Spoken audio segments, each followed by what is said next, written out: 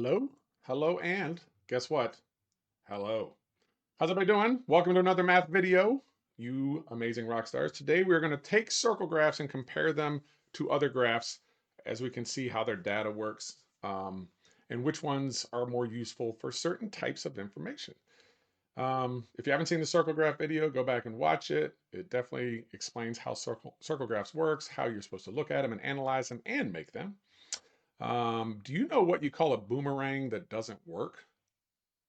A stick.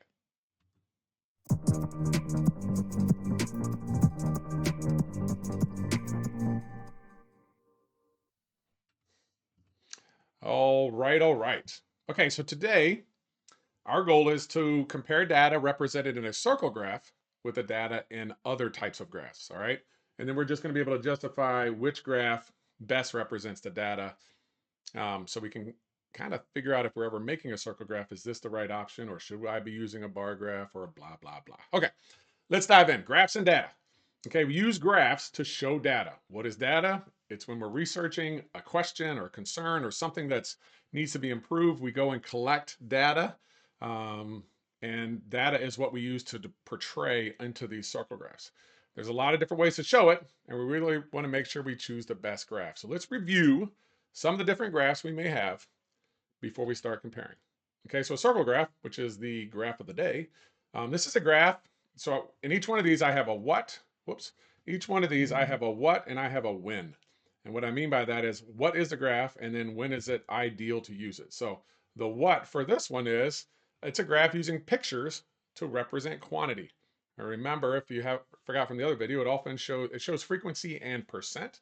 So 20% of people in this graph think comedy is the best type of movies. And when do we do it? When we visually compare the parts of the whole to the parts of each other. So we really want to show off, yeah, this is what they all chose, but let's see how many, and want to make it more visual for the person, the audience, to see it. That romance is clearly the biggest top, the one that they chose the best, because look how big it is, and there's not many kids that are into drama, which is not true. All right, let's talk about a pictograph. This is a pictorial, which sounds a whole lot like pictograph. It's a pictorial representation of the data. So we're going to be using images or icons or symbols to make our pictograph. And when do we use it? When we want to make data more visually interesting. That's what we're trying to focus on. When we want to make it more visually interesting to the audience, or more memorable or more engaging. Okay. Okay. So a bar graph uses bars to show quantities or numbers so they can easily be compared. And if you look at this, you can make them both vertical and horizontal. So in other words, going side to side or up and down. And a lot of times when we use a bar graph, we're comparing things between different groups or to track changes over time. Okay. So again, this one sounds a whole lot like a circle graph, does the same type of stuff, but it's also a different way of showing data. And you can show a lot more categories here too. Remember I talked about in the last video that when you make a circle graph, it's tough to break them into too many categories. Imagine all those colors right there, every one of those being a piece of pie in a circle graph. That would be a challenge. A line graph, it's a graph with points connecting by lines to show how something changes in value. In other words, it shows as time goes by. So as time goes by, what did the temperature do? It got hotter, and then it started to cool off. Or it shows how something changes. When do we do it? When we want to track changes for over short or long periods of time. Okay, when we want to see how something changed over time, a line graph is almost always the best choice. A line plot is a graph that shows frequency of data along a number line. So what this means is they asked a ton of people, how many minutes does it take you to eat breakfast? And when they answered, so over here they had 1, 2, 3, 4, 5, 6 people say 0 minutes, and which means they don't eat breakfast. And then we have this one guy over here who sits down and takes 12 minutes to eat breakfast. So each one of these represents how many people chose that answer. So 2 people take 1 minute to eat breakfast. That's dangerous, unless they're just drinking orange juice and they're calling it a day. It's a quick, simple way to organize data when comparing fewer than 25 numbers. Stem and leaf plot. So this is a tricky one. So it's a data displays that shows a group of data arranged by place value. So when the number of data values is large, so more than 25, like a whole bunch of data points, it allows you to calculate the mode and median of the data pretty quickly. Okay, so what does that mean? Stem in this situation represents the tens place. And the leaves over here represent the ones place, okay? So what does that mean? So if I look at the 2 right here, so one piece of data said I got a 24, and then I got see the 20, 2 and the 4, so that's 24. I got a 2 and a 5, so that's 25. I see a 2 and a 9, 2, 9, so that's 29. Okay, so it's another way of showing data when you have a lot of pieces of data. Like look at all these pieces right here. Okay, it's not used that often, but it is one that you can use if you have a large chunk of data. And then guess what? If you go online and look up different ways to show data, because some people just don't like bar graphs anymore, or everything is real flashy and on social media. So there's a lot of unique ways that organizations are developing to show data in a more engaging and exciting way with all of our advancement in technology and advancement in graphic design. There's a whole bunch of ways. And one of those that they use is a word called infographs. And you can go to a lot of infograph websites and create some really cool ways to show data. Okay, so let's compare circles to other graphs. All right, graphs can all be used to show the data that has been collected. However, choosing the right graph is important for the audience. What does the graph maker really want the audience to get out of the graph? Also, some graphs are super specific and some are meant to paint a general picture. So let's compare them that show the same detail. So here's 2 graphs that show the same detail. Number of animals, okay? And so we got over here, there's 20% of, on a farm, there's 20% are goats, 10% are pigs. Over here, we know that 2 are pigs. Remember, always look at this scale on a pictograph if you don't remember. This tells you what each symbol represents. So we have 2 pigs, or over here, in other words, we have 10% of our animals are pigs. So let's compare graphs of pictographs. Here's a question. Which graph shows the type of animal that is most common on Mr. Siegel's farm? Well, does this one show which one's most common? Yeah.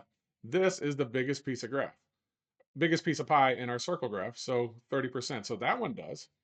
And over here, so that's cows. And over here, it shows us there. So they both show that information. And sometimes it'll be both. All right, which graph shows how many pigs are on Mr. Siegel's farm? Okay, so this one's more specific. Which graph shows how many pigs are on his farm?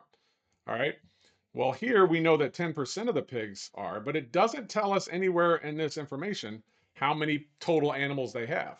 So we don't know how many total pigs are on that farm. This one does. It tells us that there are 2. Okay? What graph helps determine for which type of animals there are 3 or more? Again, this one does not tell us how many total animals there are. So we can't figure out what 30% of the total is. But over here, we can say 3 or more, 3 or more, 3 or more, 3 or more. It tells us all the information we need to know. Okay, and then finally, which graph helps determine the percent of animals with 4 legs? Well, they'll both do it, but this one does it easier because it's already labeled by percent. All right, but I could go through and let's just say it was just this group. I could say 4 out of, count all those up and turn it into a fraction, and it's like whatever that number, let's say it's 25. Then I could go turn that into a percent, right? But this one is already set up that way, so it's the easier one to do. All right, so then we can also change, same data. This one's not going to change in any of these. Same data here, but we put it into a line graph this time, okay? Same questions. Which graph shows the type of animals as most common? Well, this one still shows cows, and so does this one. So they both do. Which graph shows how many pigs are on Mr. Siegel's farm? This one still does not. This one does, because pigs is right here, and it's right next to the 2. So that one does. All right. Which graphs help determine which type of animals there are 3 or more? Again, this one does not show that, but this one does. This one's 3 or more, this one's 3 or more, this one's 3 or more, and this one's 3 or more. So the line or the bar graph works better for that one. And then finally, which graph helps determine the percent of animals with 4 legs? Okay. Again, we can figure that out, but it would take a long time because we have to add all those up and figure out the total. But this one, all the percents are listed. So we're good to go. All right. Now let's look at it based on line plots. Again, same data and same questions. This one, what type of animal is most common on Mr. Siegel's farm? This one shows us 1, 2, 3, 4, 5, 6. It shows that there are 6. This one does not, shows percent. Which graphs show how many pigs are on Mr. Siegel's farm? Well, this one does because it shows us 2, and this one does not because it shows us percents. Which graph helps determine which type of animals there are 3 or more? It's the same thing as last one. This one does not give that information. All right, it does not give that information. This one does because we have this one has 3 or more, this one has 3 or more, this one has 3 or more, and this one has 3 or more. And then finally, which graph helps determine the percent? We could figure it out. It would take a while, but the other one shows us percent. All right, let's fill in our graphs. We choose which graph to use based on the blank being investigated when collecting the data. So it is the question being investigated when we're collecting the data. So once we figure out what the question is, how do we want to show it, is what I'm trying to tell you. Okay. Next up, when choosing which graph to use, we also consider the way the audience will receive the data. How do we want the people that are looking at it to see it and take it in for whatever our purpose is? And then finally, there are thousands of ways to display data, and tons of new ways that are being developed every single day. Okay, do you know why the man would run around his bed? Because he wanted to catch up on his sleep. He's running to catch up.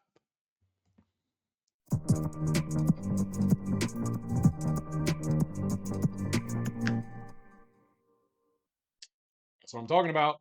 Let's go.